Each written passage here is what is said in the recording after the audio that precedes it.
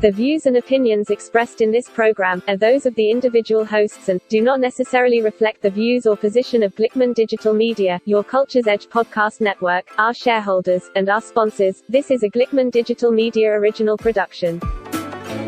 Welcome to Growing Your Life with Debbie Santillo. Listen to Deb as she talks to you about her struggles, her opportunities, and her blessings. She gives wisdom with a dose of common sense. She shares her career being a model actress, as well as a writer for a number of publications. And no, here is Debbie Santillo, but you can call her Deb.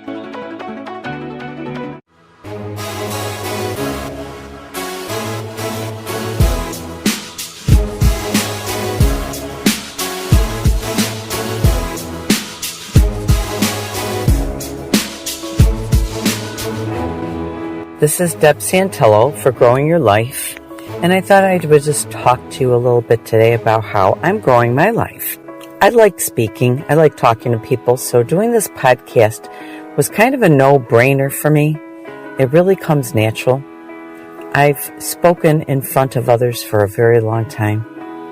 When I ran a gourmet food store, I used to speak to all my customers. I knew them all by name. I practically would tell them what they were going to eat each day that I had prepared. They loved it. I've been in plays. I've talked with all sorts of people, teaching them different things. So this is another aspect of growing my life, speaking here on this podcast. Another situation that I'm getting involved in that I started last year is publicly speaking as a guest speaker. Interestingly enough, I had been asked to contact a senior community center after being a guest chef at a restaurant in which I did a lovely event in which I emceed the entire dining room, entertained them the whole time they were eating by talking with them, giving them history of the food that I was, also showing them how to do a flambe. Just kept them going all night long, introducing each course. And of course, I belong to a modeling agency, and my modeling talent and agency got involved, and they had some of their models stroll through the dining room with vintage clothing. At the end, I strolled in a vintage outfit myself to a very loud song. It was very fun. When I did that event, I did a very good job, I do have to say. What I did is I cued somebody in the audience into giving me a call saying, I'd really like to introduce you to my senior community center because we have a group that gets together once a week and I think you'd be a perfect match. I contacted the person in charge of that group. I was hired. It was a very good situation to get myself involved in. When you grow your life, it's not always just handed to you on a plate. I had never guest spoken before in this capacity. I had to prepare myself for the next several weeks. After speaking with the director of activities, she gained so much, understood that she can trust me. She wound up coming to me before I even did my guest speaker role and opened another door for me and asked me if I would MC an event for a fashion show and luncheon. This is the kind of thing that I'm trying to encourage everybody that this is how it has happened with me. I had never emceed an event either. I have had emceed my guest chef appearances, but that's because I'm a licensed caterer, chef, and, I was in my element doing that. But once you do that, you can take it and twist it and practically bring any other subject in that you either know about or study up on and get to know and become the person that you need to be for the event, which I'm very good at doing. The guest MC event went fabulous. I told you I'm a model, and I've been watching my talent managers. What I did is I applied everything I learned. What my talent agency has done for me is given me connections, given me opportunities. They believe in me. I take it and run with it. I have been in numerous plays. I have spoken in front of other people at other restaurants. As a young chef, I would be asked to come out and talk with people. I ran a gourmet food store at one point, like I said, and just talked all day long to my clients. But these are things that I have built up in my toolbox a very, very long time ago. But because I said yes also to being MC for a fashion show and luncheon, I was able to connect with other people at the Senior Community Center, and I was able to work with the senior citizens that were going to be in the fashion show. I got a chance to work with the woman who was in charge of Steinmart, who was bringing the clothes that the senior citizens would be wearing, show off on the runway in front of their other community members at the event. That gave me a wonderful, great connection. Asked if I would come the night before and teach the senior citizens how to walk on the runway. Once again, no brainer. I knew I could do it. It was very nice to be the instructor also, to be able to run the event. They did a fabulous job. I made a Steinmart connection. Later on, my management, as far as my modeling and talent agency was concerned, we do many events charitable, and we do many events that are very important and very much out in the public.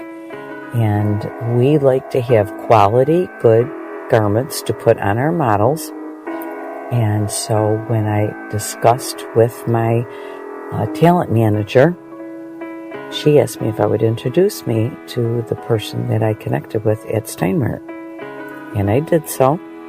And we wound up using that particular store, along with many others, for an event that we just did this fall. So it was a win-win situation. It gave me a chance to get in the building and get a feel for the crowd before I went and did my guest speaker event.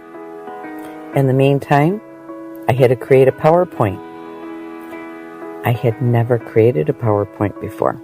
I went to my sister's, who is a genius on a computer. I took that knowledge. I went home. I played with it for probably a couple months in regards to how to get a page on and how to fill the page. And my concept was not to put a lot of words on the PowerPoint. I just wanted pictures of events and situations and things that I had accomplished to be put on the PowerPoint, and then I was just going to talk about the pictures, because I find that people are very visual. They don't want to sit there and have to look up there and read, paragraphs. So in a very entertaining way, what I did was come in with several hats on, sing a song that I had written, and then go ahead and explain why each hat represented a different situation and a different avenue that I had gone down with my talents and gifts and knowledge and understanding, how I used them to serve others, make money, enjoy myself, and help other people enjoy themselves. I took that situation, in which, by the way, my modeling and talent agents came to that event. They blessed me with that, and they told me that they were extremely impressed, because by the time I took my little lesson from my sister, and I took all very important pictures that really nailed it as far as each situation, each kind of venue that I've gone to or type of talent that I've used, and represented it and talked about it, and then had question and answer period afterwards. They just felt that I handled it so well, and that my presentation, my PowerPoint was clean and precise, and they just really loved what I did. I had to kind of put that in my little goodie bag for a while. Other casting calls, and I was in commercials, runway events that we really had to prepare for this fall, to seek out elements for my appearance on the runway and garments that I was wearing. It was very intense. I didn't want to wish my summer away. I didn't want to wish my fall away, but I just knew, that's what we were working towards, these two huge, wonderful runway events that were both for charity that I heavily had my hand in. I helped pass out posters. I talked with all sorts of people to come. I sold 10 or 11 tickets myself for the event to family members and friends. Really heavily, handedly involved myself. It's a great way of growing yourself. I involved myself. You learn things. or what you do is kind of sharpen your stone as far as things that you already knew how to do. But even if you know how to do something, every time you do it in a different situation, in a different place, with different people, for different reasons, trust me, it's not the same. And so therefore, what you would do is you hone in your skill. You specifically do something that changes it slightly because of the circumstances, and it just gives you something else that you learn. You glean a little bit more out of it every time you got a little different of a twist involved in your situation. So that was very, very good, and I absolutely loved it, and it worked out great. I was able to be on the runway for my first event 3 times because I had put so much of myself helping my agents get ready for the event. They blessed me with that, and I loved it. When I was doing plays and stuff, there was plays that I would have one costume, I'd have to run and change into a different costume, and then maybe be in something else, and then get back to the original costume. It's a lot of fast, furious intenseness, and I guess I absorb it and love it because I do it well. And then for my second event, I was actually on the runway for a whole week event in our city here, Fashion Week, and I was able to walk the runway for 2 different evenings or daytime shows, and absolutely appreciated it tremendously. I'm able to show my talent agency what a team player I am, and I have a lot of great ideas that I can share with them.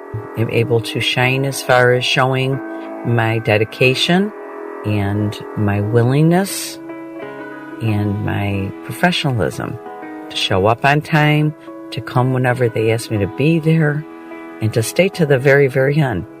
I didn't walk out the door until the work was done at the end of each session that we were getting together. But these all grow me as a person. It stretches me. I adore that because I want to feel like I've accomplished in this world. I want to feel like what I've done matters. It's important to me. I don't always make money, with the hopes that it'll lead to other paid events that, I can participate in and make up for the difference. It's a wonderful situation. It's a wonderful thing to do. You have to be able to talk with people in a way in which they want to hear. And people just seem to really absorb me and appreciate listening, and had a lot of great questions. So this cued me into, this was a good thing to do, be a guest speaker at this event and be an MC. I spent the day contact different senior community centers, and I started out as close as possible to my home and then branched out from there. And I only called 4 or 5 places, and I made notes who I called, who I spoke to. It was kind of funny. One person was definitely like, okay, I have an appointment coming up, and that was like a no-brainer. She's blowing me off. It's like, thank you for trying to be tactful, but I saw right through it. And the other 3 were very positive, 2 being I definitely had the director of the community center refer me to his activities director, and they're getting back to me. And another place spoke to the activities director, and they're going to look at dates, and they're going to, look at their budget and get back to me. Everything is strategic with me. I try to do everything for a very specific reason. So I'm just going to wait and see if I get some true hits and get hired to do these events, be a guest speaker. I'm going to tweak my PowerPoint a little bit because I've done several things since then. Just go from there. I just want to point out the fact that because I did one event, I was asked to do another. Had I done it before? No. Did I walk through the door and take the challenge? Yes.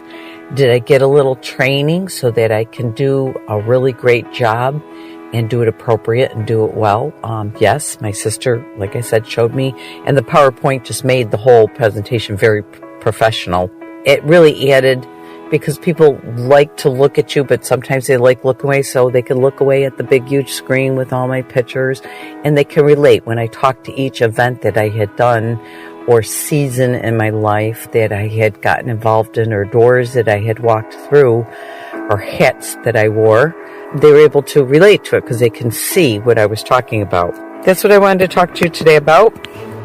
Don't be shy. If somebody asks you to do something you never did before, if you don't want to say yes right away, just tell them you will get back to them. Do a little research, see what's involved, see what other people do, and if you're comfortable with it and you think that you could do it, even if it's a stretch, it doesn't always have to be something you're positive, absolutely sure you've done it before. If there's elements about it that are entwined that you feel positive about, and there's some things about it that you would have to learn or stretch to do, then darn it, go for it. Stretch yourself, learn. You will feel very wonderful, very accomplished, and lo and behold, it'll give you other ideas how to take that experience and work with that and blossom that experience. People took cards and people said that they might have other little groups in which they would want to maybe call me.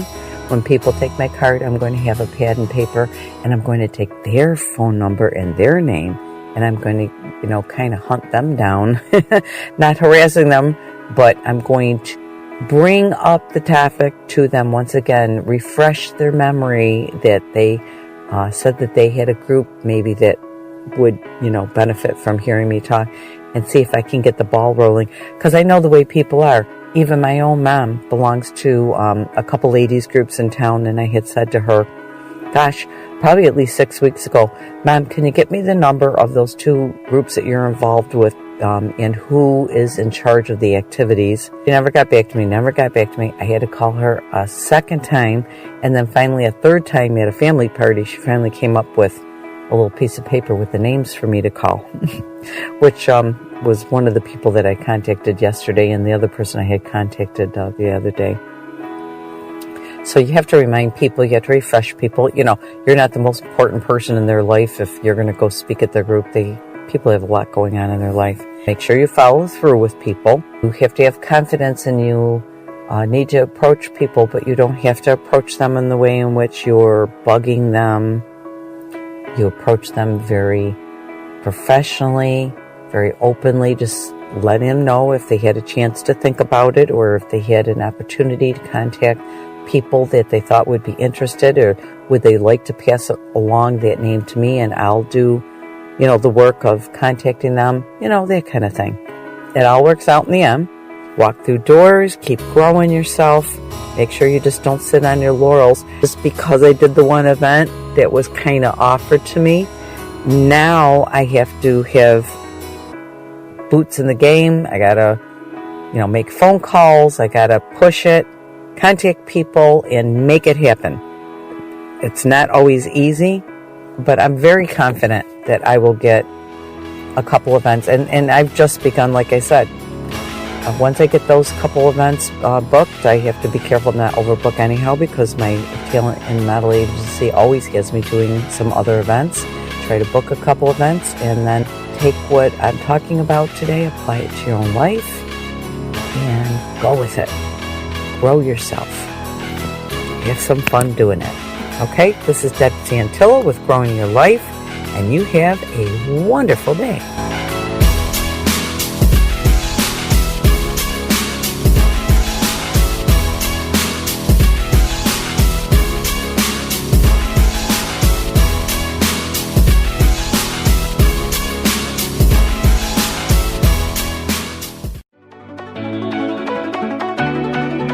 Growing Your Life was created by Debbie Santillo, and developed, produced, edited, original music by CJ Glickman. This is Your Culture's Edge Podcast Network presentation, and a Glickman Digital Media original production, all right reserved.